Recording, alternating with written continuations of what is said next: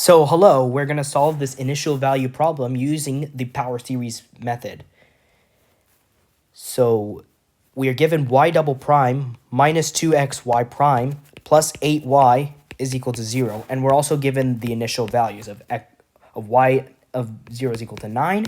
And we're also given y prime of 0 is equal to 0. So first, we need to define y prime, and y double prime in terms of a power series. So y defined in a power series is just sigma from n equals 0 to infinity of c of n. This is the constant terms. This is basically like the terms here. And we multiply this times, not n, but instead we multiply this by x to the power of n. So y prime, on the other hand, is equal to sigma times n equals 1 instead of infinity, but we're just going to use the power rule and multiply. We're still putting a term, so c of n times nx to the power of n minus 1. Since we're taking the derivative, we need to use the power rule. And we'll use the power rule once more for y double prime. So y double prime is sigma, but we start at n equals 2 instead. Still c of n, but this time n times n minus 1 times x to the power of n minus 2. Okay, so now we have y prime, and y double prime all defined in power series. So now we can go and substitute these values into the original initial value differential equation. So let's do that. Sigma of n equals 2 to infinity, and c of n times n minus 1 times x to the power of n minus 2. Next, we have negative 2 times x, and we substitute y prime. So this is equal to n equals 1 from infinity of cn nx to the power of n minus 1. And finally, we have plus 8 times sigma of n equals 0 to infinity times cn x to the power of n, since we're subbing in y. So before we make each term x to the power of k, we can actually distribute both the 2x as well as the 8 inside of x to the power of n minus 1 and inside the sigma. So let's do that. This still remains unchanged, so we still have sigma of n equals 2 to infinity of c of n times n minus 1 times x to the power of n minus 2. This still remains unchanged, but now we can actually distribute it. So we have instead sigma of n equals 1 of infinity times 2 of c of n times n, but we're actually now going to just make this x to the power of n, since we're essentially just multiplying x of n minus 1 times x of 1, and we're adding the 1s to just get x of n. And we can also add the 8 inside the series. So we get 8 times c of n x to the power of n. All right, so now we have the job of trying to make these all x to the power of k. So in order to do that, we need to do some substitution. So we have here k equals n to the power of n minus 2, just to make this x to the power of k. Here we have k is equal to n, and so here.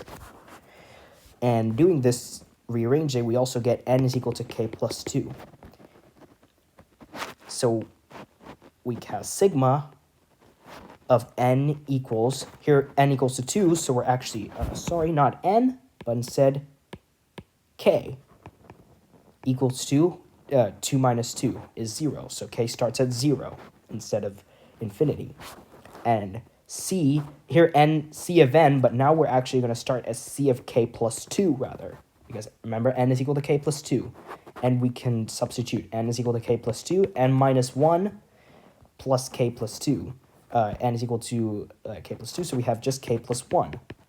And here's where the magic comes. X to the power of k minus sigma. Here we're just substituting n is equal to k, so we're just going to replace all the k's and all the n's with k's. So we have 2c of k, x to the power of k. And same here. We're just going to replace all the n's with k's. Okay, so that's our next step.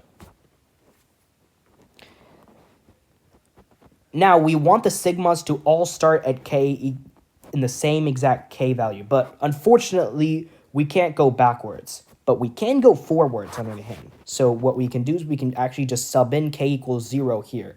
And just treat this sigma like a sum. So in order to do that, we're just going to plug in k equals 0 to all this. So we have c of 0 plus 2, which is just 2, times 0 plus 2, which is 2, times 1, times x to the power 0, which is just 1. Pretty simple. And we're going to just add k equals to 1. We're going to start over. This still remains unchanged. And we can do the same thing for this term here. But first, we're actually going to just put the middle term. So this still remains unchanged. But we can do the same thing for the last term. We can substitute k to 0 and start the sigma from 1. So we have, if we substitute k of 0, we have 8c0.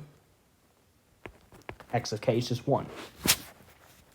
And we still can substitute sigma of k equals to 1 to infinity of 8ck x to the k. This is quite a mess to bring out, but we can bring out the non-sigma term. So we have 2c2 plus 8c0. And we said way at the top that this is equal to 0. These are all equal to 0, by the way. So this was still equal to 0. And we want to express c2. And since we're using c0 as the baseline, so we're just going to subtract 8c0 from both sides. So we have 2c2 is equal to negative 8c0. So that means c0 is equal to negative 4 times c0. So we just solve c2 in terms of c0 because we're using c0 as the baseline. But how about the other terms? Well, that's where the sigmas are going to come in. So we already eliminated these two, so we're going to just rewrite them without the other terms. So sigma of k equals to 1 infinity, c of k plus 2 times k plus 2 times k plus 1 times x to the power of k minus sigma of k equals 1, just the equation right above, plus this term right here. So we have sigma of k equals to 1 to infinity of 8c to the k x to the k. Okay? So now we're going to need to take out the x of k. So we can factor this. This is still equal to 0, by the way. So we can factor it. So we have sigma of k equals 1 of infinity. And we're just going to take out x of k. And we're going to put a bracket here. Times c of k plus 2 times k plus 2 times k plus 1 minus 2ck k, because we already took out the x of k, plus 8ck. And again, we took out the x of k. Now, x of k can never equal 0, so we're not going to bother using this. We're just going to use the middle term. So c of k plus 2 times k plus 2 times k plus 1 minus 2ck of k plus 8ck is equal to 0. And now we're going to just solve for c of k plus 2. So to solve for that, we're just going to go and take the other terms to the other side. So c of k plus 2 is equal to, we're just going to take the 2ck of k and move that to the other side. Subtract 8ck, and we're going to just divide this by k plus 2 times k plus 1. So now we have c of k plus 2. Now, we already know what c of 2 is, so we're actually going to start from k equals 1 instead of k equals 2. And then k equals 0, sorry. So starting at k equals 1, we actually are going to get c of 3. And this is equal to 2 times, if we substitute the k, we get c1 times 1. So we'll still leave this time, minus 8 times c1 over 1 plus 2, which is 3, times 1 plus 2, which is 1 plus 1, which is 2. So we get negative 6 over 6. C1, which is just negative C1. So we know that C3 is equal to negative C1. The next substitution is k equals 2. Using the above, we get C of 2 plus 2, which is 4, is equal to 2 of C2 times 2 minus 8C2 over k plus 2, 2 plus 2, which is 4, times 2 plus 1, which is 3, which is 12. But as we saw way back up here, C2 is actually just the same thing as negative 4 times C0. First of all, we can simplify this further to negative 6C2 over 12, which is just minus C2 over 2. But we know that already that C2 is equal to negative 4C0. So if we substitute negative 4C0, we will get negative 4 times C0 over 2, which is equal to negative 2C0. So now that C4 is equal to negative 2Z0. The next term is C5, which we're going to solve from using k equals 3 instead. So solve C5. We're just going to go take the way back up on the top. We're going to take 2ck minus k minus 8ck. We're going to just rewrite it because it's all the way back at the top, times k plus 2 times k plus 1. And we're just going to go sub in k equals 3 now. So now at k equals 3, we get 6ck, or rather 6c3, because we are substituting, minus 8c3 over 3 plus 2, which is 5, and 3, this is over 20, which is equal to negative c3 over 10. But as we saw way back right here, c3 is just nothing but c1, so this is actually just c1 over 10. And c6, which we're going to get from using k equals 4 now. Now, if we substitute that, we get 0, since 2 times 4 minus 8 is just 0. So c6 is equal to 0. And we can stop at k equals 4. We're going to stop at k equals 4. So let's now write the series. So now we have defined both in c of 0 as well as c of 1.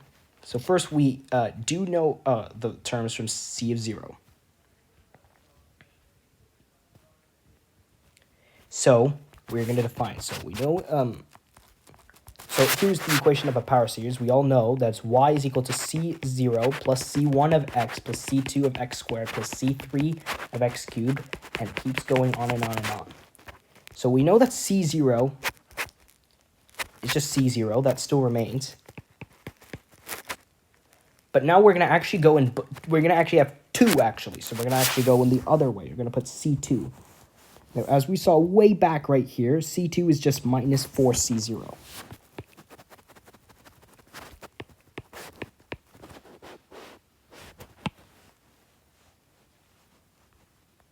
And we're going to multiply this by x squared.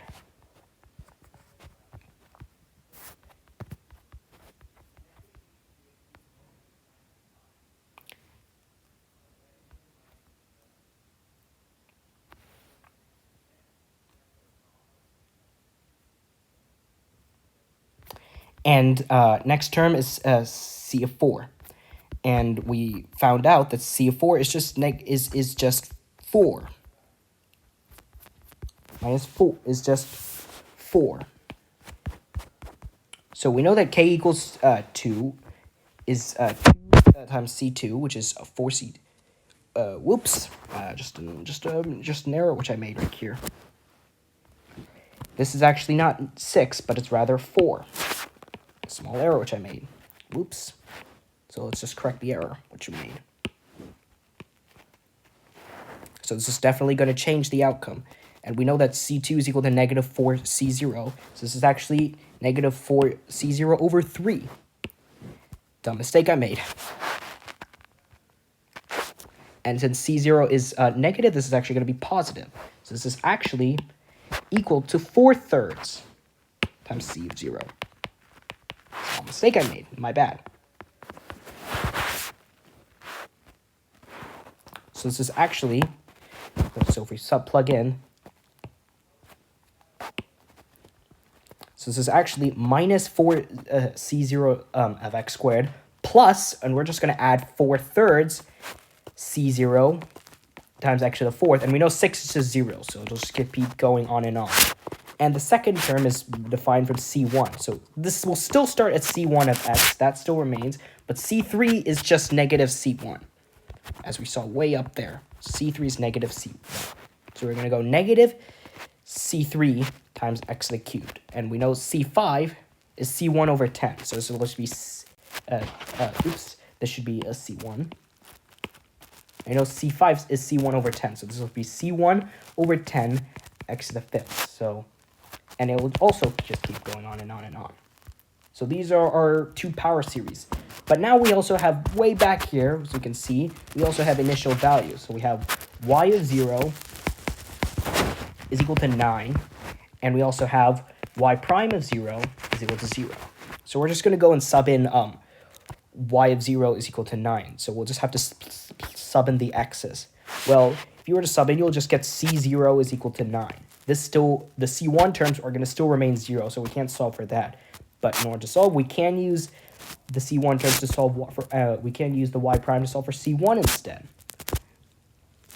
And if we do this, we get to c1 minus 3c1 x squared, and so on. But if we plug in x, we just get c1 is equal to 0. So ultimately, the c1 terms ultimately end up canceling out, but the c0 terms don't. So we can write it as y as, and I'm just going to factor out the c0. So we have c0 times 1 minus 4x squared plus 4/3 x to the 4th, and so on. And we already know c0 is equal to 9, so y is equal to 9 times 1 minus 4x squared plus 4/3 x to the 4th, and so on. And we can plug in 9 to the equation. So we get 9 minus 36x squared and plus 12x to the 4th. And since the next term is 0, this is basically our solution. So here is the elementary function for the above power series, and you'll eventually get this function right here.